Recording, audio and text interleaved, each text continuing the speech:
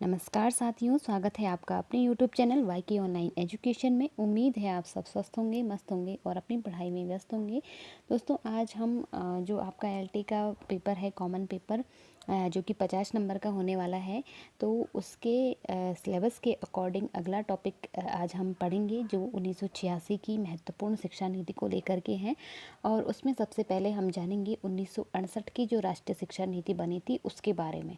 तो चलिए video start करते हैं। स्टार्ट करने से पहले, यदि आपने प्रीवियस वीडियोस नहीं देखे हैं जिसमें विश्वविद्यालय आयोग, मुदालियार आयोग और कोठारी आयोग में पढ़ा चुकी हूँ, तो आप वो वीडियोस भी ज़रूर देख लीजिए। यदि आप हिंदी से एलटी की तैयारी कर रहे हैं तो आप मेरे चैनल से जुड़ सकते हैं, क्योंकि मैंने यहाँ पे बहुत सारे वीडियोस जो हैं वो आपके सिलेबस के अकॉर्डिंग ही आपको दिए हैं। तो आप वो वीडियोस भी जाकर ज़रूर देख लीजिए, जिसमें उत्तराखंड साहित्य हम ऑलमोस्ट पढ़ चुके हैं और हिंदी साहित्य के अंतर्गत जो महत्वपूर्ण चीज़ें हैं, जो महत्वपूर्ण नोट्स है, वो मैं आपसे शेयर कर रही हूँ।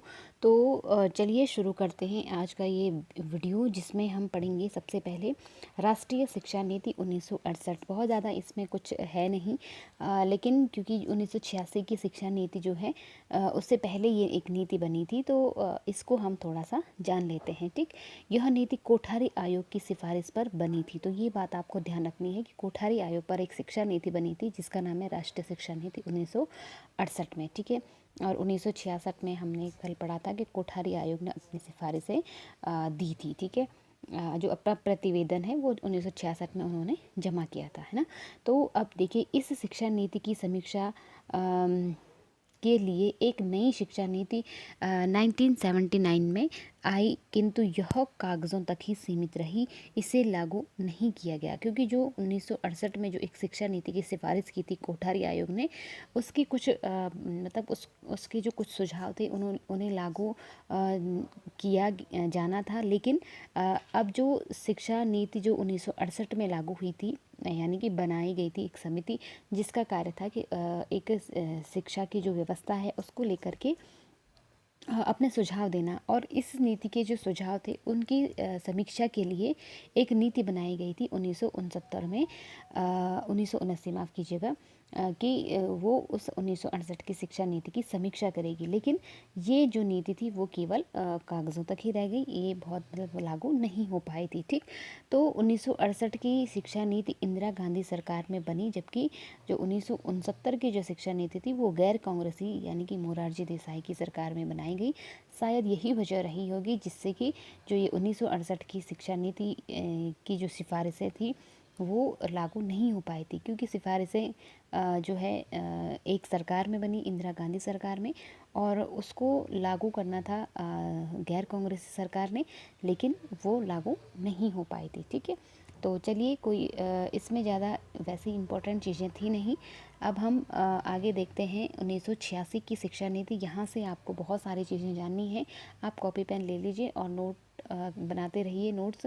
तो देखो, सबसे पहले इसका गठन जो है अगस्त 1985 को हुआ था। ठीक, इसके बाद जो प्रधानमंत्री थे उस समय, वो राजीव गांधी थे। उनके कार्यकाल में 1986 की जो शिक्षा नीति थी वो बनी थी। 1985 में इसका गठन हुआ था, ये लागू 1986 में हुई थी। ठीक है, तो इसको इसीलिए इसको मतलब ये वाला सन आपसे नहीं पूछा जाएगा, आपसे 1986 वाला सन ही पूछा जाएगा। ठीक, तो देखिए, इसकी जो रिपोर्ट थी उसका नाम था शिक्षा की चुनौती, और 12 भागों में ये रिपोर्ट तैयार हुई थी।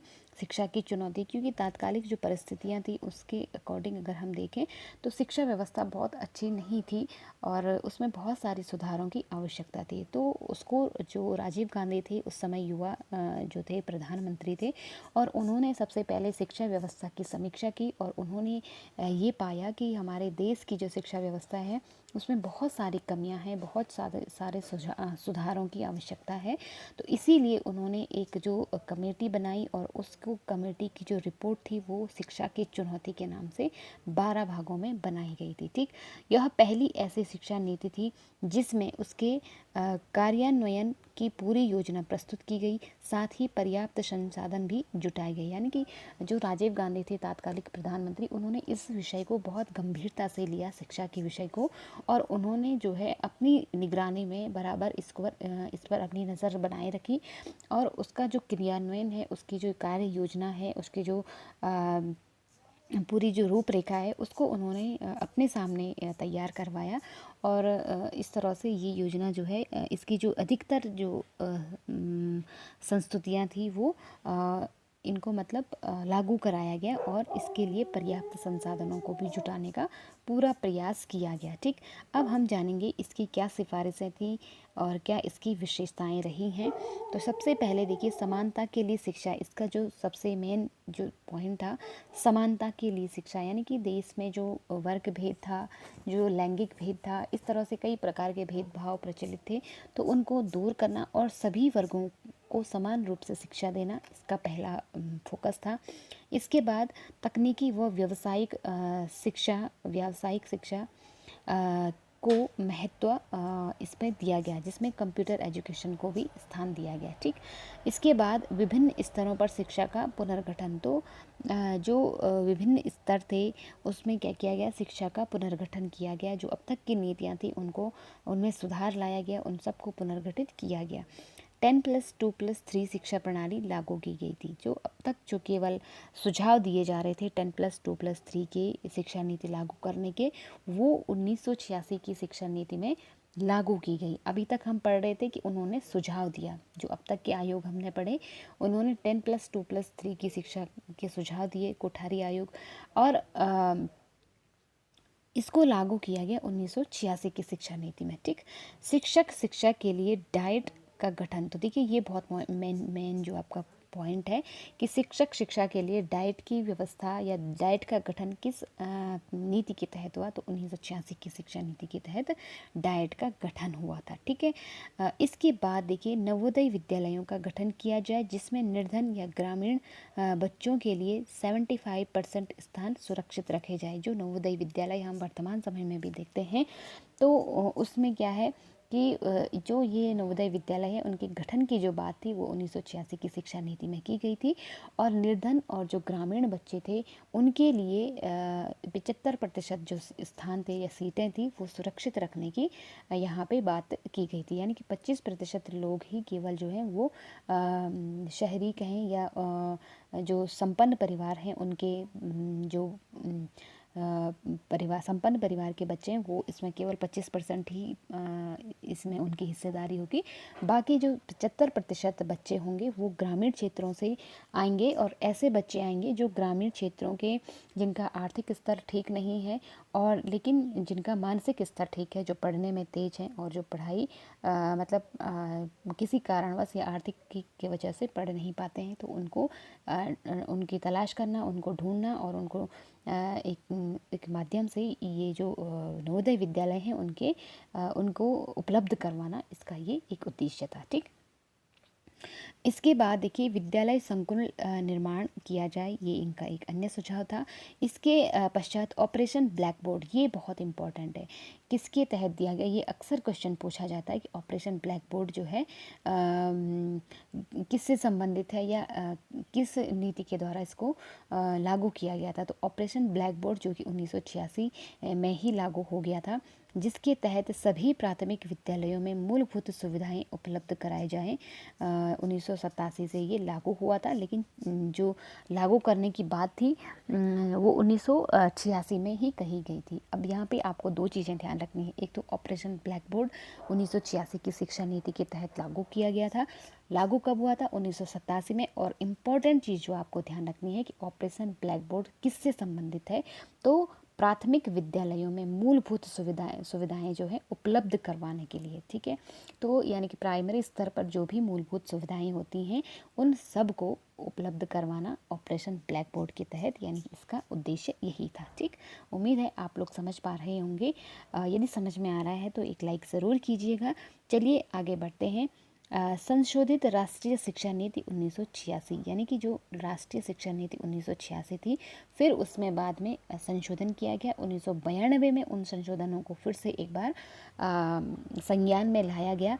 जो 1986 की शिक्षा नीति के तहत जो सुझाव दिए गए थे, जो चीज़ें वहाँ लागू नहीं हो पाई थी या जो सुधार वहाँ होने बाकी थे, वो अब 1992 में फिर से इस पर एक बार चर्चा हुई और उसको फिर से संज्ञान में लाया गया और दोबारा से इस नीति को इस बार एक नीति बनाई गई जिसको कहते हैं 1992 की संशोधित राष्ट्रीय शिक्षा नीति। ठीक, प्लान ऑफ एक्शन।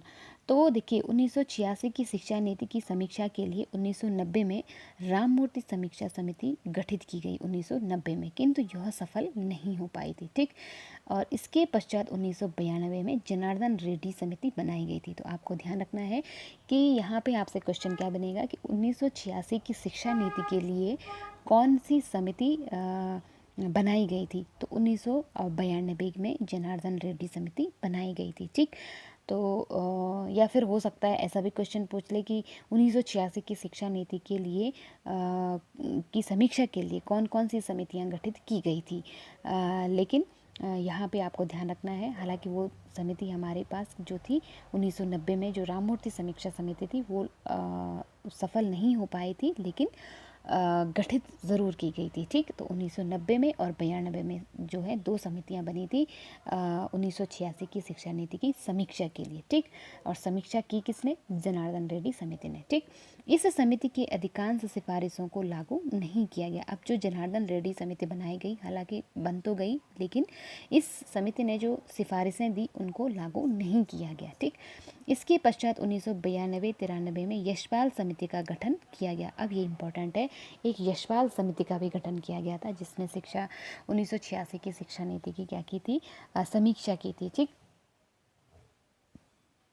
तो आपसे क्वेश्चन बनेगा कि यशपाल समिति जो है किससे संबंधित है। तो देखिए मैंने जैसे बताया ना कि जो संशोधित राष्ट्रीय शिक्षा नीति है, या आपसे क्वेश्चन क्या बनेगा कि 1986 की शिक्षा नीति की समीक्षा के लिए कौन कौन सी समितियां गठित की गई थी। तो पहली समिति आएगी 1990 राममूर्ति समिति, दूसरी आएगी जनार्दन रेड्डी समिति 1992, तीसरी आएगी यशपाल समिति। तो यहाँ पे और चौथा ऑप्शन आएगा उपयुक्त सभी। तो तीनों ही समितियाँ आप ध्यान रखेंगे 1986 की समीक्षा नीति शिक्षा नीति से संबंधित थी। तीनों ने उनकी समीक्षा के लिए तीनों बनाई गई थी। हालांकि 90 वाली सफल नहीं हो पाई थी, 92 वाली की अधिकांश सिफारिशों को लागू नहीं किया गया था, और जो 93 में बनी थी 92-93 में फिर वो यशपाल समिति बनी थी। ठीक है, इसके बाद देखिए दूरस्थ एवं मुक्त विश्वविद्यालय 1985 को 1986 के तहत ही लागू किए गए। तो जो 1985 में दूरस्थ एवं मुक्त विश्वविद्यालयों के गठन हुए थे जो, तो उनको जो है लागू 1986 में ही किया गया था। ठीक, डिग्री को सेवा में अलग करने डिग्री को सेवा से अलग करने का सुझाव 1986 की शिक्षा नीति ने लागू किया था। यानी कि जो डिग्री है और जो सेवा है वो अलग अलग चीज़ें हैं, उनको अलग अलग ही उनको उसका मूल्यांकन किया जाए। तो इस तरह से जो सुझाव था वो 1986 की शिक्षा नीति ने ही दिया था। ठीक, अब हम क्योंकि यशपाल कमेटी जो है वो, क्योंकि उसकी जो सिफारिशें थी, यशपाल समिति अपने आप में काफ़ी एक अलग समिति है, काफ़ी उसकी सिफारिशें रही हैं और हमारे शिक्षा व्यवस्था में उसका काफ़ी बड़ा योगदान रहा है। तो क्योंकि उसको हम अलग से किसी वीडियो में समझेंगे, फिलहाल 1986 की शिक्षा नीति के विषय में जो नोट्स मेरा था और जो मेरी जानकारी में था वो मैंने आपसे शेयर किया है। उम्मीद है आपको अच्छा लगा होगा, और जो भी चीज़ें मैंने बताई हैं उनको आप ज़रूर नोट डाउन करते रहिए, याद करते रहिए, क्योंकि आपसे क्वेश्चन इसी तरह के बनेंगे। तो उम्मीद है हम जो पढ़ रहे हैं, जो मैं आपको पढ़ा रही हूँ, वहाँ से आपके क्वेश्चन ज़रूर पूछे जाएं, ऐसी मेरी कामना भी है और ऐसी मेरी उम्मीद भी है। तो चलिए आज का सेशन यहीं पे समाप्त करते हैं। उम्मीद है आपको सेशन पसंद आया होगा। इस सेशन के विषय में आपके क्या फीडबैक हैं, क्या राय हैं, आप मुझे कमेंट सेक्शन में ज़रूर लिखिएगा। अगले वीडियो में अगले टॉपिक के साथ आपसे फिर मुलाकात होगी। तब तक के लिए आप पढ़ते रहें, अपना और अपनों का ध्यान रखें, लाइक ज़रूर कीजिएगा। नमस्कार।